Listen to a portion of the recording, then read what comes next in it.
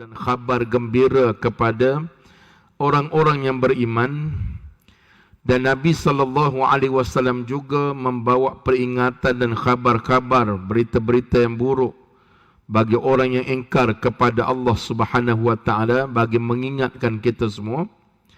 Wa da'iyan ila Allah biiznih. Nabi SAW menyeru, mengajak manusia kepada jalan Allah dengan izin Allah Subhanahu wa taala. Wasirajan munirah, Nabi ini diibaratkan sebagai pelita ataupun yang menjadi cahaya yang membakar dirinya untuk memberi penjelasan, memberi kebaikan kepada kita semua. Jadi Nabi ini sirajan munirah, pelita yang memberi cahaya, sinarnya kepada kita semua.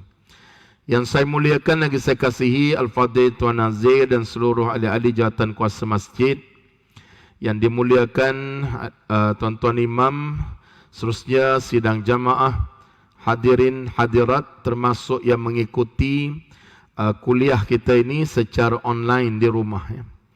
Jadi syukur pada Allah Subhanahu wa taala. Saya ucap tahniah kepada pihak masjid Nurul Iman yang mengambil inisiatif kerana meneruskan program-program dakwah walaupun dalam keadaan arahan daripada Jabatan Agama Islam Selangor yang boleh datang masjid sekadar 6 orang saja satu waktu. Kuliah-kuliah agama ditangguhkan dulu sementara. Hari ini seluruh negeri Kelantan pula diarahkan tangguh kuliah-kuliah agama. Dan hari ini kita lihat kes COVID ini masih duduk pada angka 4 angka, 1114. Jadi seolah-olahnya begitu berleluasa sekali. Walaupun saya percaya ramai di kalangan kita yang ahli-ahli masjid biasa datang dengan kuliah, begitu tergerak hati kita setiap kali dengar azan di TV, dengar azan di rumah, rasa yang biasa datang masjid terasa bergetar hatinya, merindui rumah Allah Subhanahu wa taala, merindui untuk duduk-duduk dalam kelas pengajian. Namun buat masa ini kita akur dengan arahan dan juga SOP yang ditetapkan.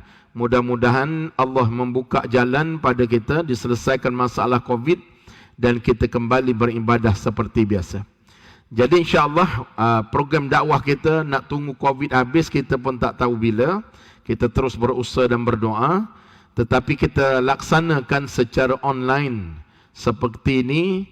Mula-mula memang rasa susah kan, tetapi lama kelamaan inilah dipanggil norma baru. Norma baru yang kita terpaksa ikut. Jadi mudah-mudahan memberi suatu peringatan, suatu perkara yang baik kepada kita, walaupun mungkin secara online saja. Mudah-mudahan pada sidang penonton yang bersama-sama dengan kita pada malam ni, mudah-mudahan diberi rahmat oleh Allah Subhanahu wa taala.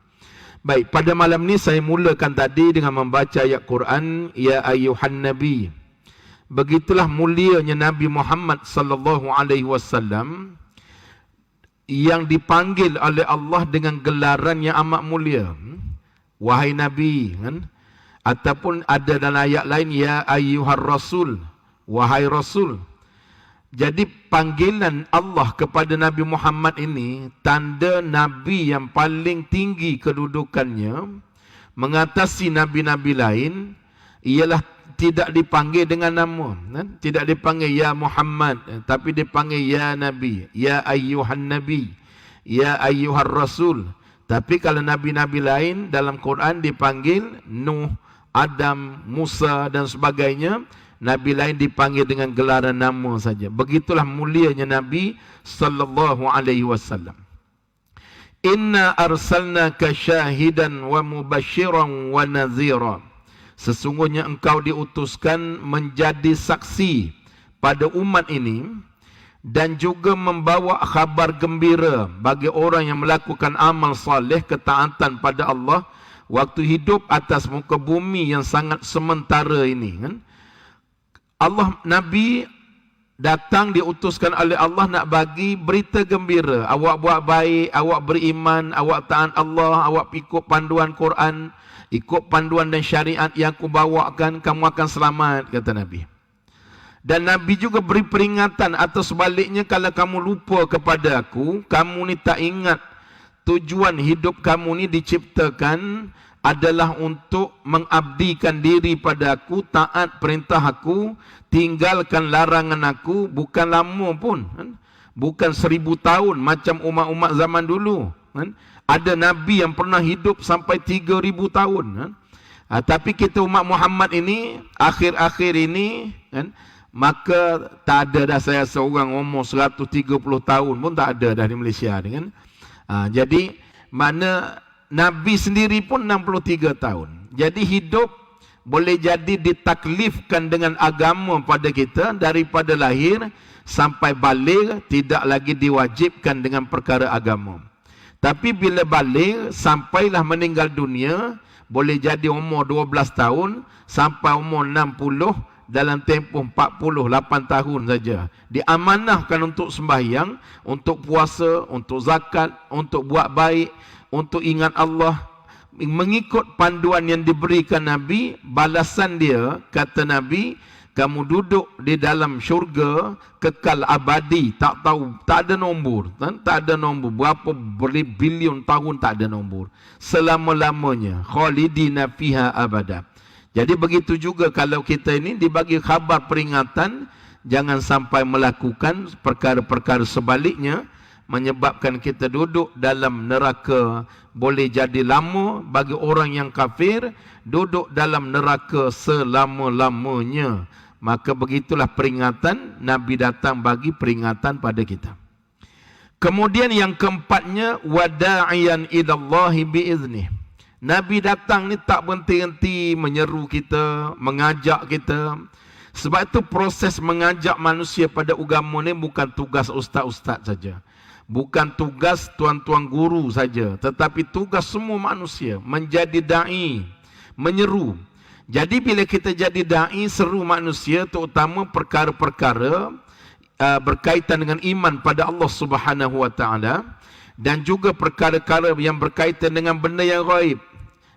Banyak manusia tak berapa nak percaya, kan?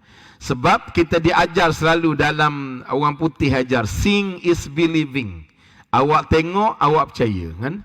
Tengok, awak percaya. Hari ini Islam mengajar barang yang sebahagiannya awak tak nampak, tapi awak kena percaya, kena beriman. Allah satu zat yang tidak nampak, tetapi wajib beriman Allah itu ada.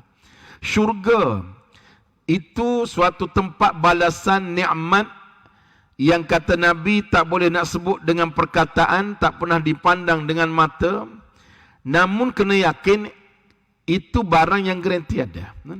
Alam kubur, neraka, pahala, dosa, para malaikat menjadi pembantu Allah dalam mentadbir menguruskan alam ini.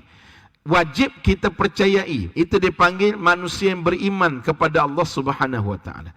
Jadi bila kita masih dalam Rabiul Awal ujung-ujung ni, maka bila kita sambut kelahiran Nabi, ingat pada Nabi, artinya membina iman kita, iaitu salah satu rukun iman, iaitu percaya kepada Nabi, pada Rasul-Rasul yang diutuskan oleh Allah Subhanahu wa taala. Dan akhir disebut wasirajam munira, dengan agama dan juga petunjuk yang Nabi bawa, maka Nabi ini memberi sinar bahagia kepada kita semua. Jadi sidang penonton yang dimuliakan oleh Allah Subhanahu wa taala, jadi kuliah online ni dia tak lama. SOP kita satu lagi, masuk isyak kita berhentilah, kan? Masuk isyak kita berhenti. Ini ada lagi lebih kurang 22 minit saja, kan? Tak apalah, biar sikit tetapi berterusan, insya-Allah, mudah-mudahan. Baik. Malam ni daripada ayat tadi saya nak ajak tuan-tuan merenung satu perkara yang dipanggil Rasulullah sallallahu alaihi wasallam sebagai penyelamat umat ini. Nabi ini sebagai penyelamat umat ini. Kerana waktu Nabi sallallahu alaihi wasallam diutuskan ke atas muka bumi, diutuskan di negeri Arab. Ini rahsia yang ulama sebut mengapa tak dihantar Nabi ni di Amerika ke, di Kanada ke, Kutub Utara ke, hantar ke Zimbabwe ke, tapi dilahirkan di Mekah. Kalau kita tengok peta dunia, Mekah ni dia duduk tengah-tengah dunia ini, seolah-olah macam tu, tengah-tengah. Jadi rahsianya bila Islam dia berkembang di kalangan bangsa yang agak keras kepala, kan? Ada Arab ni ada yang keras kepala, ada yang baik, kan? Jadi berubah masyarakat Arab, akhirnya dakwah Islam ni mudah disebar seluruh dunia. Itu rahmat. Sebab tu dia buat Mekah itu juga di tengah-tengah dunia, seolah-olahnya Kaabah. Kemudian diutuskan Nabi SAW menyeru manusia agar mudah dakwah Islam itu berkembang seluruh dunia. Baik. Jadi bila kita kata Nabi ni penyelamat, saya nak ulang balik apa yang saya sebut dulu, iaitu kata Syekh Abu Hasan Ali An-Nadwi pada tahun 1951 dalam satu buku, satu kitab yang dikarang olehnya, Kerugian Dunia Ekoran daripada Kemunduran Umat Islam. Buku ni diterbitkan di Jakarta tahun 1951 dulu. Ramai di kalangan kita ini mungkin ada yang dah lahir, ada yang belum lahir. Maka tahun 1951. Kata Syekh Abu Hasan Ali An-Nadwi, bagaimana Nabi ini menyelamatkan manusia. Waktu diutuskan Nabi ini, maka manusia sedang duduk dalam keadaan tenggelam dalam lumpur jahiliah yang amat sangat. Manusia menyembah berhala. Dan waktu itu syariat Nabi Allah Ibrahim masih terpakai di bumi Mekah. Namun disebut, antaranya disebut dalam kitab Rakhikum Makhtum. Kalau tuan-tuan nak beli kitab sirah, antara salah satu kitab sirah yang terbaik dalam dunia ni adalah Rakhikum Makhtum, iaitu diterjemahkan sebagai Cahaya Abadi, yang ditulis oleh Syekh Abdul Rahman Al-Mubarakpuri, Sofiyur Rahman Al-Mubarakpuri. Dia sebut situ, amalan punya jauh dah daripada ajaran Nabi Ibrahim alaihissalam, Nabi Ismail. Ajaran Nabi Ismail, Nabi Ibrahim ni tawaf sa'i, dikekal sampai syariat Nabi Muhammad. Namun umat Arab pada waktu tu dia jadi mabuk. Sebelum diutuskan Nabi Muhammad sallallahu alaihi wasallam, didapati disebut di dalam sejarah-sejarah Islam ini bahawa umat Arab waktu itu mereka tawaf, mereka sa'i, ada yang tawaf dan sa'i dalam keadaan telanjang bogil, kan? Coba bayang, Kaabah tu dikelilingi oleh golongan yang buat maksiat kerana ajaran tu semakin jauh. Manusia masa itu membunuh anak perempuan, ya? Perempuan tak ada nilai, sampai kalau dapat anak perempuan, itu dia panggil sangat rasa hina, kan? Sangat rasa hina, akhir dibunuh, kan? Akhir dibunuh. Ajaran-ajaran bertenung nasib, kemudiannya kezaliman, penindasan, orang-orang kaya menindas orang miskin, perhambaan sesama manusia, kan? Kemudiannya hidup bergelomang dengan hawa nafsu. Yang kaya, yang pemimpin besar-besar bukan nak jaga rakyat, tetapi mereka sibuk menindas rakyat untuk kepentingan diri. Maka akhirnya bercakaran sama sendiri, bergaduh, takluk menakluki, seolah-olah dunia bagaikan hilang suatu pedoman dan memerlukan seorang penyelamat. Waktu itulah diutuskan Nabi Muhammad sallallahu alaihi wasallam, diangkat menjadi rasul, memimpin manusia sebagai memberi panduan dan juga tunjuk jalan pada manusia bagaimana nak selamat diri. Jadi kata Syekh Abu Hasan Ali An-Nadwi pada tahun 1951 dalam kitab dia, dia kata Nabi Muhammad ni datang seolah-olah menyelamatkan orang yang sedang tenggelam banjir, kan?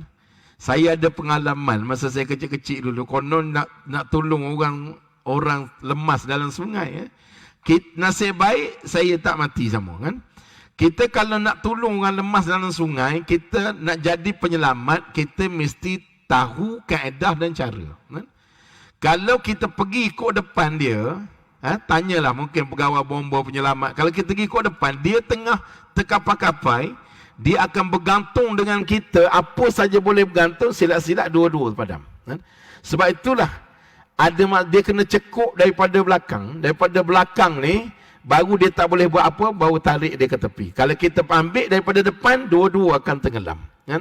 Dua-dua akan tenggelam. Masa tu hujan lebat, jadi pergi mandi sungai, air sungai naik, tiba-tiba kawan saya tu lemas, kan? Tapi nasib baik kita sempat tarik dia lah.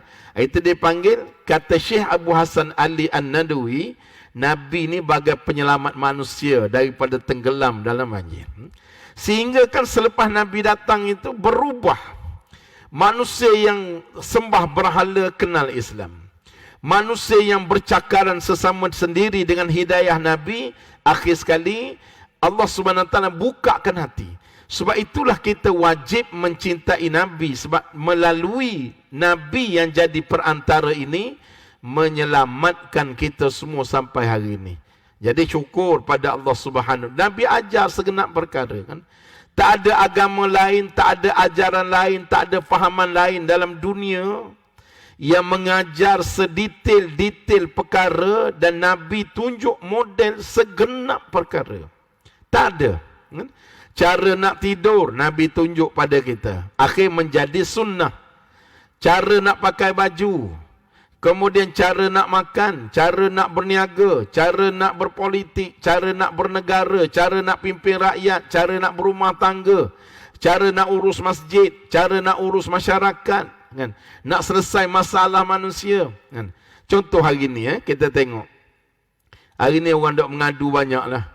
Ekoran daripada wabak COVID ini, banyak orang hilang kerja, kan? Hilang kerja, kan?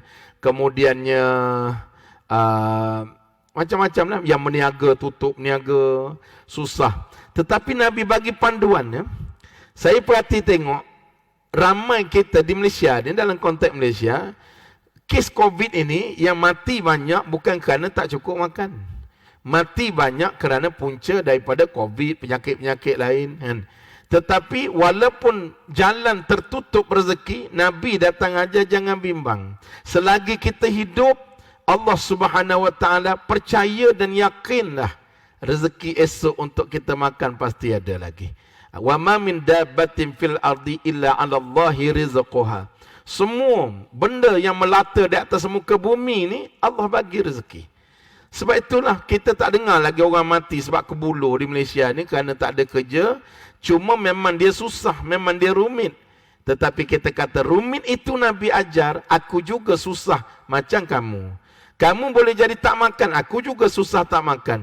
Maka banyaklah berdoa pada Allah kerana Tuhan ini maha kaya. Allahumma ya ghani ya hamid, ya mubdi'u ya mu'id, ya rahim, ya wadud, aghnina bihalalika an haramik, wa akfina bifadlika amman siwak. Kita minta, wahai Tuhan yang maha kaya, kan? Wahai Tuhan yang maha hebat, maha memiliki segala perkara, kurniakanlah pada kami rezeki yang halal ya Allah, kan?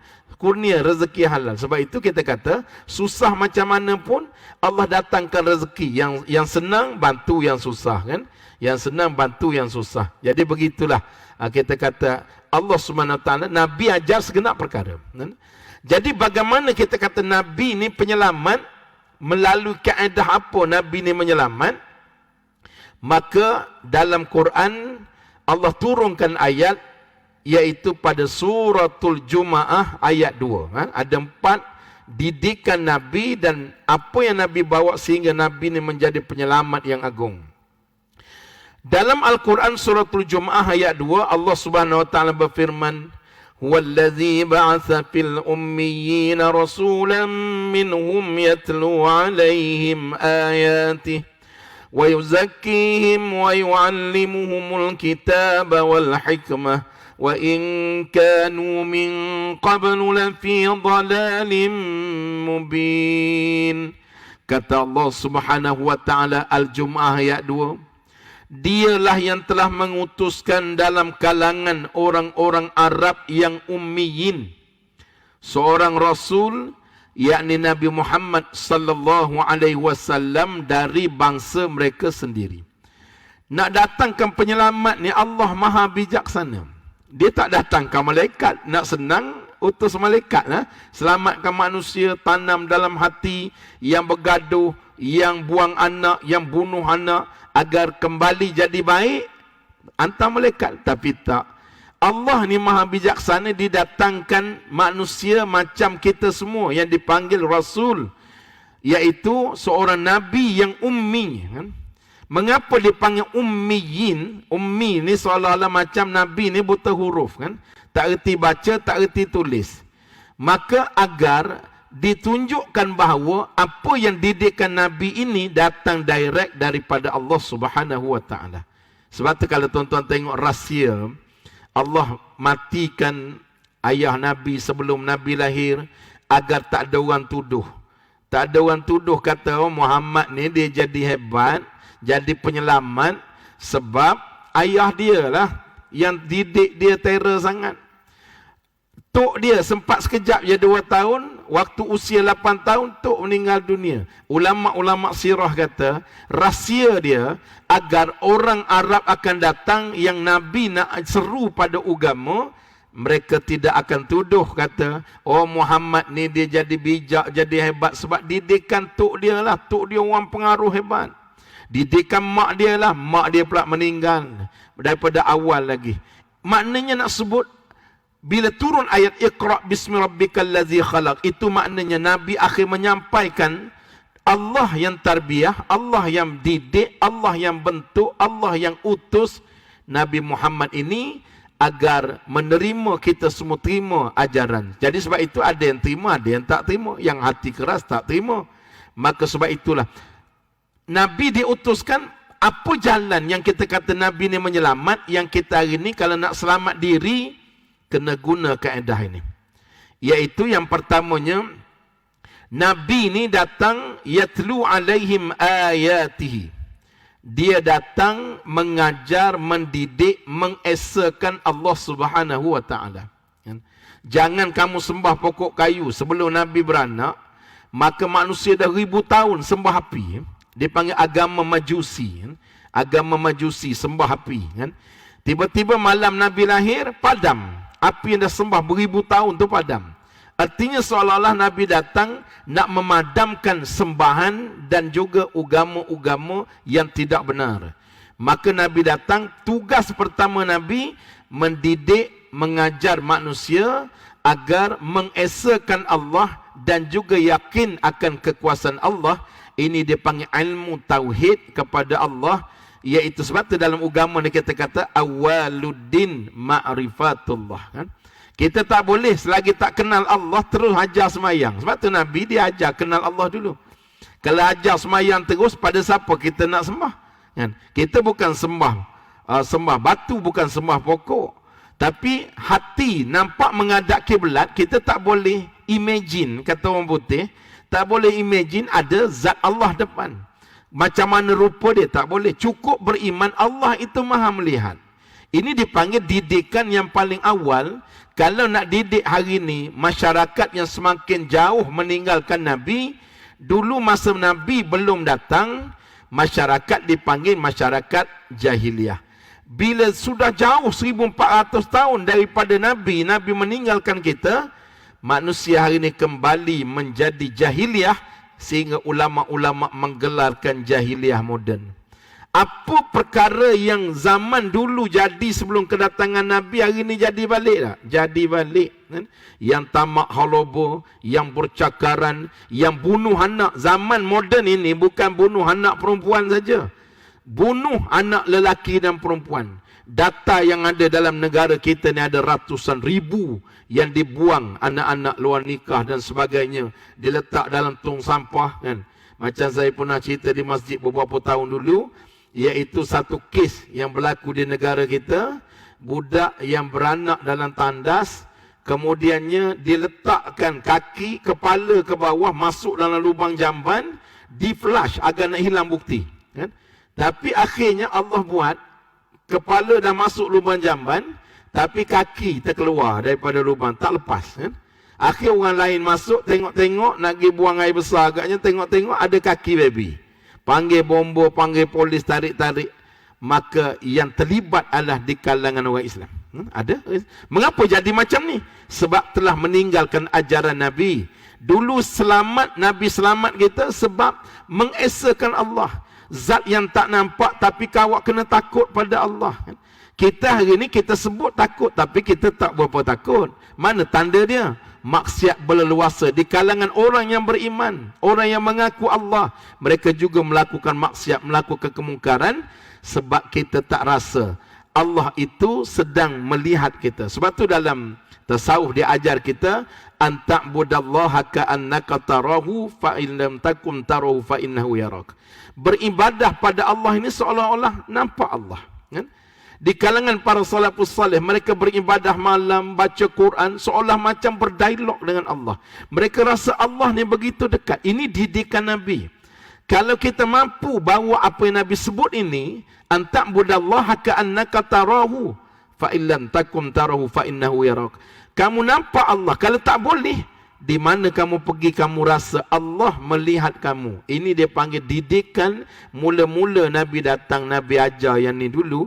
Manusia yang bergelumang dengan jahiliah, yang tak kenal Islam, yang tak kenal Tuhan, yang sembah berhala, akhir dididik dengan agama, mengesakan Allah, mentauhidkan Allah. Sebab itulah ayah kita, mak kita zaman dulu, dia ajar mula-mula kita pandai bercakap, dia ajar sifat 20 kan. Wujud, qidam, baqa, mukhalafatuhu ta'ala lil hawadis, qiyamuhu binafsih. Tak nampak, tetapi Allah ini kita percaya. Dia maha agung, dia maha kuasa, yang menurunkan hujan dia, yang bagi rezeki dia, yang mematikan dia, yang menguruskan dia, yang akan bangkit. Hari-hari kita baca Iyyaka na'budu maliki yaumiddin, Tuhan yang berkuasa pada hari kemudian. Nanti semua manusia mati, maka yang berkuasa hari kemudian adalah Allah Ta'ala. Jadi saya nak cadang kepada semua, kalau kita nak kembali kepada Allah, menyelesaikan masalah masyarakat pada hari ini, tak ada jalan lain. Gunakan kaedah pertama daripada ayat ini, kembalikan manusia merasa dirinya adalah hamba. Hari ini perasaan manusia jadi hamba tu dah tak ada dah. Sebab tu berani lawan Tuhan. Sebab tu berani buat maksiat. Sebab tu berani buat kemungkaran. Jadi sebab itu, kita kata itu antara Nabi datang menyelamat manusia. Yang pertama sekali, datang membacakan ayat-ayat Allah. Artinya membesarkan Allah, mengesakan Allah. Dan juga melahirkan dalam hati rasa percaya Allah Maha Agung di atas muka bumi ini. Yang keduanya, Nabi datang wa yuzakkihim. Wa yuzakkihim ini membersihkan daripada perkataan zakat, membersihkan. Kemudiannya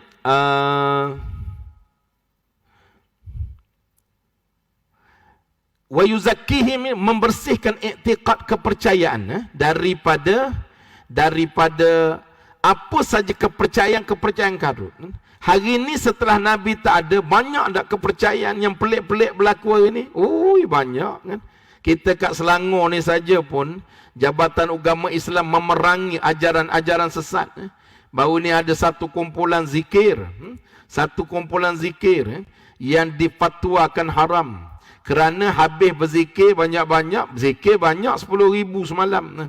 Tetapi habis zikir semua pergi cium tapak kaki Tok Guru kan.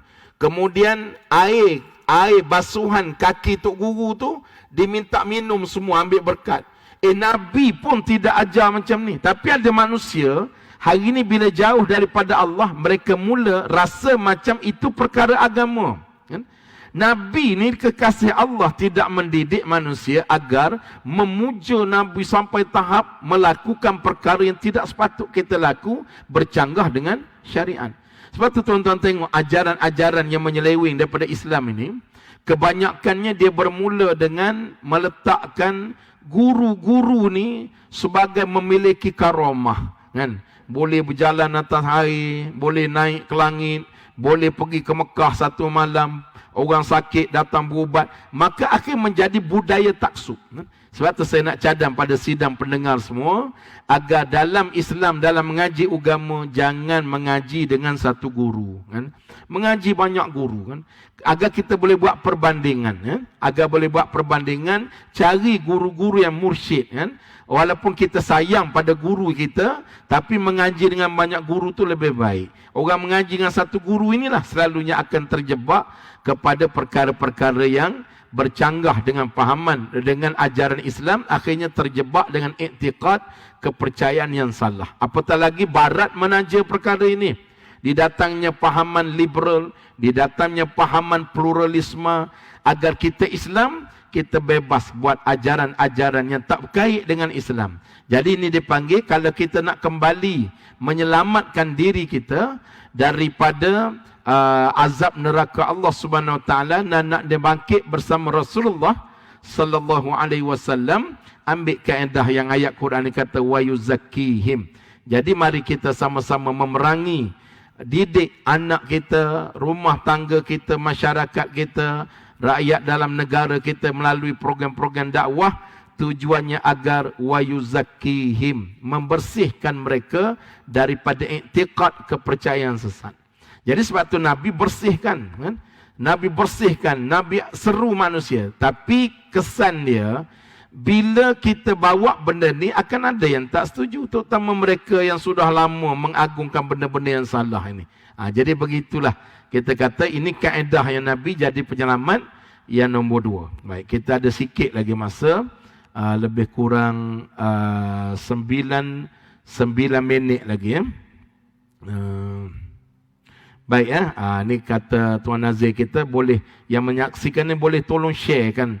Bukan apa malam-malam maghrib macam ni kan, kadang baru lepas mayang ibu-ibu nak masak nasi, ada berpuluh orang ni yang ini boleh share kan kita punya live kuliah ini, agar semua boleh bersama kita, agar nanti dia akan bersambung-sambung sehari dua lagi, pakat-pakat view dan pakat-pakat tengok.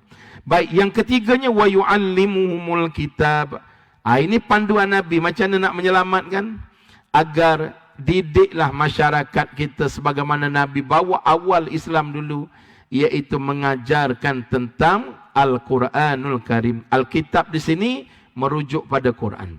Quran ini kita kata penyuluh jalan kita, hudal lil muttaqin, hudal lin nas kan, petunjuk manusia, petunjuk pada orang yang bertakwa.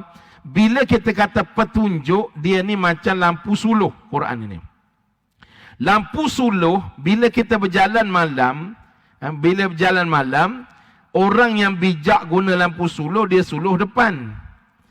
Tapi orang yang tak bijak, kurang cerdik, dia berjalan ke depan, lampu suluh belakang. Akhir dia masuk dalam lubang.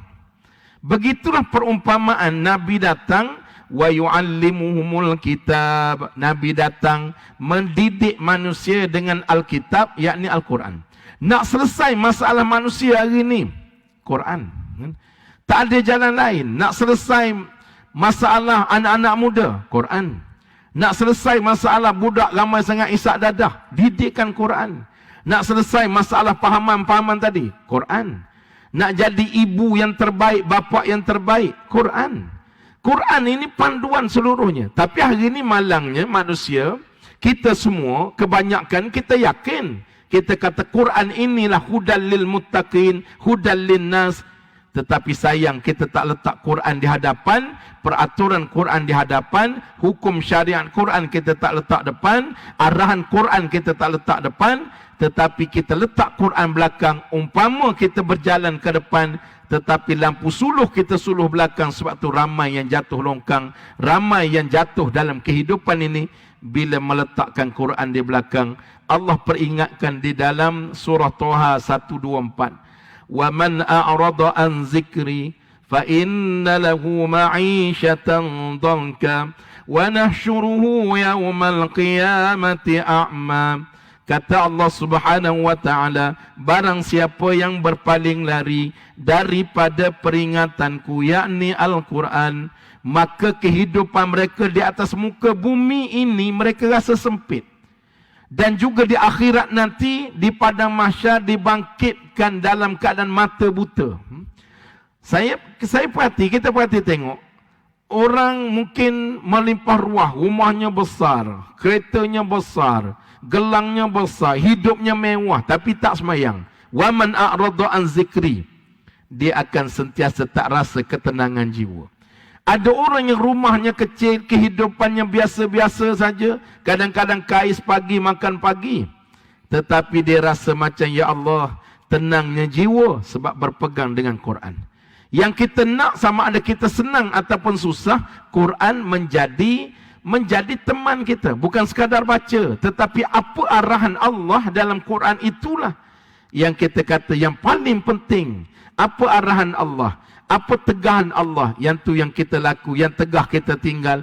Mudah-mudahan kita selamat berjalan. Inilah dipanggil penyelamat, bagaimana Nabi bawa rahsia menyelamatkan ummah dengan Quran. Sebab itulah generasi awal Islam, kita tengok rahsia cemerlang mereka, sebab mereka ni hidup dengan Al-Quran.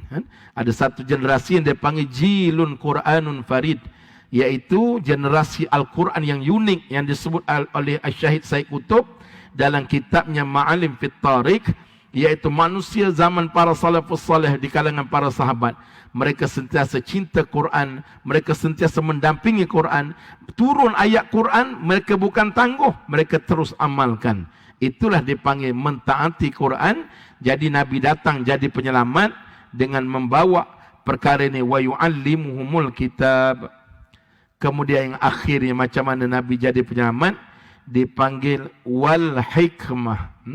Ulama-ulama tafsir menjelaskan hikmah ni adalah peraturan-peraturan hidup ataupun syariat. Syariat ni artinya jalan. Jalan kita nak sampai pada Allah, Nabi datang, Nabi bagi petunjuk. Nabi benteras iktikad yang salah, Nabi bangunkan kesedaran dan keyakinan keesaan Allah. Nabi didik apa di Quran kata yang boleh dan tak boleh, kan? Do and don't. Yang boleh buat dan yang tak boleh buat. Tapi tak cukup sekadar itu, Nabi datangkan dipanggil wal hikmah. Awak nak makan, ini dia jalan dia. Awak nak minum, ini dia. Awak nak berpakaian, ini dia, kan? Awak, sebab ada hari ni orang kata, saya ni ustaz, walaupun saya pakai macam ni dedah aurat, tapi hati saya baik, dia kata. Ini dia panggil fahaman yang tak ikut Quran. Kerana Quran suruh tutup aurat. Jadi dia kata hati baik saja tak boleh, kan? Wa nabluwakum ayyukum ahsanu amala. Kita ni hidup, dijadikan hidup dan mati dan hidup, tujuan nak uji siapa yang paling baik amal. Kata Fudail bin Iyad rahimallahu ta'ala, kata Fudail Iyad, seorang tabi'in, dia kata amal paling baik ini yang pertama ikhlas, yang keduanya mesti menepati syariat. Kita ikhlas dah, kan? Walaupun saya tak semayang ustaz, tapi hati saya ikhlas pada Allah, kan? Ini bukan syariat. Walaupun hati ikhlas, tetapi tak ikut syariat. Tetapi boleh jadi kita yang mungkin ikut syariat tapi tak ikhlas. Datang semayang tak ikhlas, puasa tak ikhlas, sedekah tak ikhlas, maka semua itu tertolak amal. Sebab itulah Nabi datangkan jalan hikmah, iaitu syariat, macam mana panduan hidup untuk kamu selamat daripada azab Allah Subhanahu Wa Taala. Bukan sekadar selamat di dunia, tapi selamat di akhirat nanti. Sebab itulah Nabi dipanggil menyelamat. Orang yang nak jadi penyelamat di dunia ini, maka kita kena mengajar dan mentarbiah rumah tangga kita, masyarakat kita, dan termasuk seluruh negara ini. Tarbiah dengan 4 perkara yang asas ini: mentauhidkan Allah Subhanahu Wa Taala, kemudiannya membersihkan mereka daripada iktikad kepercayaan yang salah, kemudian ajarkan didikan Al-Quran, panduan hidup, kemudian tunjukkan jalan iaitu syariat, bagaimana Islam menyelesaikan semua perkara tersebut. Jadi tuan-tuan yang dimuliakan lagi dikasihi oleh Allah Subhanahu Wa Taala, ada lebih kurang seminit lebih lagi, kan? Seminit. Tak pun kita kata biar pendek, tetapi berterusan lebih baik lagi, kan? Mudah-mudahan. Jadi insya-Allah pihak masjid kita pada yang dengar ni, setiap hari Isnin kita ada program munajat, dan hari Khamis malam Jumaat depan pihak masjid anjurkan, dan saya mudah-mudahan akan pimpin munajat perdana, mohon agar Allah bukakan jalan daripada selesai masalah COVID dan kesusahan kita ini. Khamis malam Jumaat depan mudah-mudahan sebar-sebarkan pada kawan-kawan kita. Saya nak sebut yang akhir ini, dalam seminit ini, kita kalau Tuhan bagi anugerah dapat seorang suami, dapat seorang isteri, dapat seorang anak, dapat seorang pemimpin, dapat seorang kawan yang sering mengingatkan kita tentang jauhkan diri daripada neraka, itu makna dia adalah Allah kirim penyelamat pada kita. Biar dapat suami nak bagi harta banyak tak dapat, nak beli kereta mewah tak dapat, tapi dia pimpin kita ke arah selamatlah kamu daripada neraka. Itu penyelamat nombor satu. Kalau kita dapat seorang pemimpin yang hari-hari ajak kita selamat diri daripada neraka, itulah pemimpin yang besar sebagaimana Nabi SAW. Kalau dapat anak, kadang-kadang anak kita yang tegur kita, ayah yang ni salah, jangan ego. Jangan ego. Ayah makan garam dulu. Itu ayah kena darah tinggi lah duduk main makan garam kan. Jangan ego. Kerana boleh jadi Allah kirimkan pada hidayah pada anak-anak kita agar tegur ayah. Sebab kata Quran, ya ayyuhallazina amanu qu anfusakum wa ahlikum nara wa quduhan nas wal hijarah. Wahai orang beriman, selamatkan diri kamu dan ahli keluarga kamu daripada neraka. Jadi kalau ada orang datang ingatkan kita hidup dunia ni sementara, banyakkan ingat pasal neraka, banyak bebas diri daripada neraka, banyak ingat pasal nak masuk syurga. Apa amal yang baik? Ini pegang. Kerana susah nak jumpa seorang sahabat, seorang pasangan hidup, seorang ahli keluarga, seorang pemimpin, bila dia banyak bercerita nak selamatkan kita mengikut panduan Nabi. Itulah sebaik-baik manusia, mudah-mudahan menjadi penyelamat pada sisi Allah Subhanahu wa taala. Jadi saya rasa mudah-mudahan saya ucap terima kasih banyak-banyak, walaupun pendek kan. Tak apalah, tuan-tuan pun nak semayang. Jadi sebelum tidur malam ni ikut sunnah Nabi, baca Al-Mulk kan. Baca Al-Mulk, baca Ad-Dukhan, baca Alif Lam Sajadah, kerana Nabi tak pernah tinggal. Kerana kita hidup tak lama dah kan, tak lama dah. Berjalan mani malam, besok siang umur kita makin pendek menuju pada Allah. Mudah-mudahan ada manfaatnya apa yang saya sampaikan khusus untuk diri saya pada malam ni dan pada sidang penonton yang menyaksikan secara online di rumah. Mudah-mudahan diberkati oleh Allah Subhanahu Wa Taala, yang baik daripada Allah, yang lemah, yang kurang daripada kejahilan, kedaifan diri saya sendiri. Aku qouli hadza wa astaghfirullahal azim li wa lakum. Wassalamualaikum warahmatullahi wabarakatuh.